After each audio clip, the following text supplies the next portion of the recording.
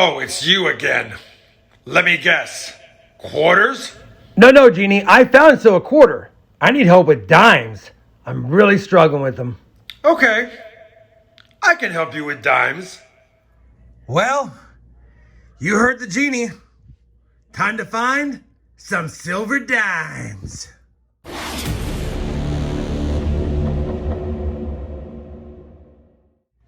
Hey everyone, it's RobFindsTreasure and welcome back to my channel. We're going to kick it off with the two boxes I got in front of me. And as is always the case with my dime hunts, we're probably going to be adding some more to the table. For now, we have these two boxes here. Circulated box, I can tell from the holes in the bottom. Circulated box, I had to pop the top.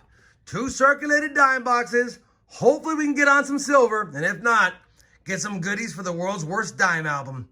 We're going to get right to the hunt. I'm going to crack open this first box. We'll save that box because it's a different type of box than I usually get for a second hunt. But let's see if we get anything in this one. You know what? Dang it. Super glued. Let me get it cut open. I'll be right back. All right, that should just about do it. There we go. We got an ugly dime right off the bat. No silver enders yet, but you never know. And I think we even have a short roll. Oh well, let's start hunting. And as always, if I have a find, I'll be sure to bring you guys back in. Well, we're on roll number 41 of the first box. No silver yet, a couple of proof reverse dimes, and even a dime that has a hole in it. 1974 Philly. I bring you in, though, because I was pulling across this ugly dime, and it's a 2009 Denver.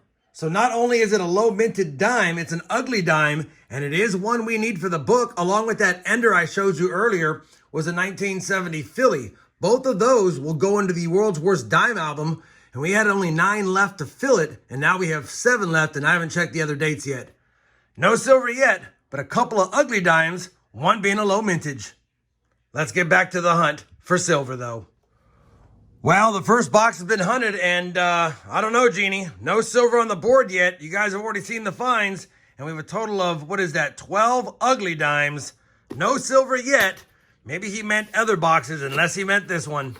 Let's get back to the hunt. Even though I'm getting my butt kicked, maybe I'll find something silvery. It's times like these, I'm not feeling too confident. Get up. Get up, Rob. This match isn't over. You can still win. Yes, get up. You can do it. Get out there and fight. Eliminate the self-doubt. This round is yours for the taking. Now get out there and do it. Well, roll number 23 of box number 2. We've been adding a bunch of uglies. Nothing else to brag about. Just cracked open this roll. And, yeah, that's got to be a silver dime. That is a welcome sight. Holy cow, the genie is going to come through if I can get it out. I'm kind of excited right now. Hold on. All right, let's get it out and see what we got here. And it's going to be a mercury diamond. It is in rough shape, but I don't care. And it's got a San Francisco mint mark. San Francisco mint mark, 1940. I will take that any day of the week. We have found a silver dime, and we still have 27 rolls plus this to go. Holy cow. Let's get back to the hunt. Well, looks like the genie called it all right. Roll number 42 of the second box. Looks like we're going to have our second silver, because that's looking pretty silvery and almost in the exact same spot of the roll, to be honest. Pretty cool that we're going to have a second silver dime, unless I'm mistaken, but that looks pretty good. Sounded silver, looks silver, S minted again. Second S minted, and this time it's going to be a Roosevelt dime. And look at that. Unbelievable. That's a tougher date, 1955 S. I believe that has a pretty low mintage for the Roosevelt dime series, and that's in decent shape. I'll have to check it against my personal collection, see what upgrades, but that is a good find. 2 silver dimes, a mercury dime and a Roosevelt dime, and like I said, both San Francisco minted, and that's a nice looking dime for circulation. Thought it for sure it'd be a 64, but it's a 55S. We still got 8 rolls left. plus this one. Well, that's going to wrap up this 2-box dime hunt. And I know I said at the beginning I might add more boxes, but with a couple of silver dimes in this box to save the day, I think we're going to call it here. Plus, I'm eager to see how many world's worst dimes we can get into the books. I think there's 2 or 3 for sure in there. That being said, in recap, we did get a 70p and D proof reverse dime. And for those that may not know the difference, the proof reverse has a lot more detail on the flame. And the one that is struck without the proof die, obviously, does not have the extra details on the flame. So if it's just a rounded area right here without these detailed flame lines, you know it's not a proof reverse. There's really not a lot of value in these unless they're in high grade. And of course, I never find them in high grade. We also got that hole in the dime. I only kept it aside just because it's a miscellaneous. Don't see a lot of hold dimes in circulation, especially ones that are not silver. The 2 finds of the hunt are going to be the 1940 San Francisco mercury dime, not in the best shape, but then to make up for it, a really solid 1955 San Francisco dime as well, Roosevelt dime. So that does not upgrade my collection. I took a quick peek at it. It's about AU 55 or 58, so it's not going to upgrade my collection, but it's a nice snack for the silver jar. We ended with 38 ugly dimes. And like I said, I think we had the 70p. We had an 09D somewhere in here. I think this is a 14p. It's not in the worst shape, but it is kind of ugly, and we need some. So let me go ahead and go through all of those really quick.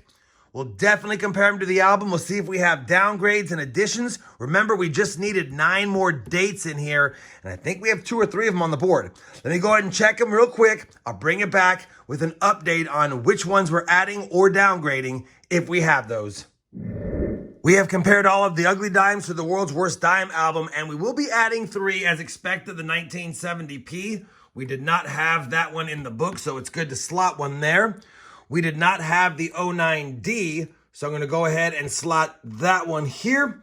And then it's not the ugliest, like I said, but I didn't have anything from 14p. And even though this just has a little bit of blue gunk on it, it'll at least be a spot holder for now because it is kind of an ugly dime. On top of that, we're going to downgrade this 1984p. I kind of like the toning on this one better, so we'll go ahead and switch that one out. And this 1996D, even though that one's kind of cool, I think there's a little bit more damage on this one, and it has a little more color. So we'll switch those 2 out as well. I'll do that in just a second. I also want to point out when I was going through all the ugly dimes under the scope, we did have another 09p, and I didn't see the date when I first set it aside, but when I compared it, I was like, holy cow, we have another. So we had an 09p and D in that box, and I don't know. It's pretty just dark. This one has a little more character, but because it's a little cleaner of a surface on it, I don't think I'm going to put it in the spot. Plus, I like the 09p and D both being dark like that. So we're not going to downgrade that one. Let me plug in the 2 downgrades. You know we have 3 additions. I'll go ahead and bring you guys back in for a look at the book and some final thoughts in the hunt in just a second. But I also want to point out that I went ahead and put that 55S that we found today that was in great shape into a flip, and I think I'm just going to go ahead and use this one in the silver jar. It's another 55S I had in a roll that's pretty ugly, and the silver jar doesn't care what they look like as long as they're silver. I'll be back in just a second with a recap and a look at the books. Well, here you have it. We're only missing a 1969 Philadelphia, a 1975 Denver, and we'll complete all of the ugly dimes from 1965 to 2004 Denver, of course, minus the 96W. Definitely would like a better 1979 as far as ugly if we could, and a few other dates, but still coming along nicely. For book number 2, which is 05P all the way to 2024, technically, we still need a 2010 Philadelphia.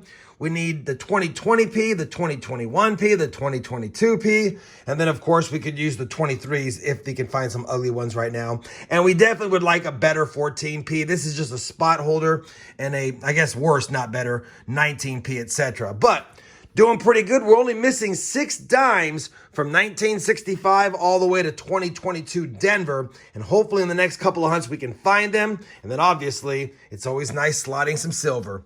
I want to thank the Genie for coming through, and thank you guys for watching. If you did enjoy it, please give me that thumbs up. And as always, everyone, happy hunting, and thanks for watching.